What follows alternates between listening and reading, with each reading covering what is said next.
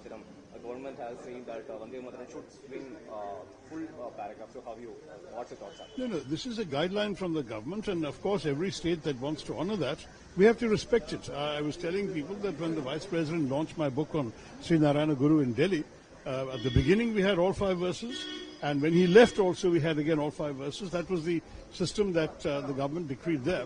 In Kerala, the government feels that since this is only a guideline from the central government, they're not going to follow it because it's not that convenient. Not everyone is familiar. In fact, the majority of people are not familiar with all 5 verses, and people are standing awkwardly. It's a very long thing. It's 5 times the length of the national anthem.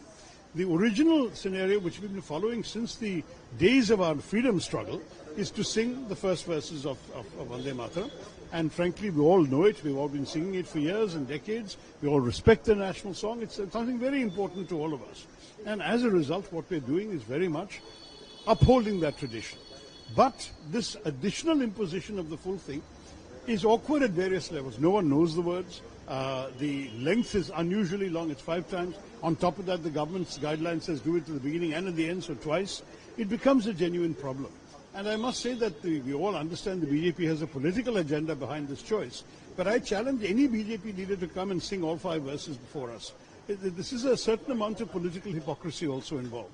So I respect this Chief Minister's decision that the vast majority of Kerala political parties are happy with, to have just the initial portion of the national song. It shows no disrespect. We all respect it. We stand, we sing it, and it's over.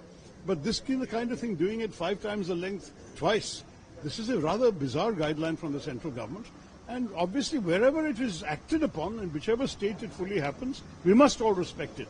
No question of disrespect. But where a state government has chosen otherwise, why make a controversy out of it?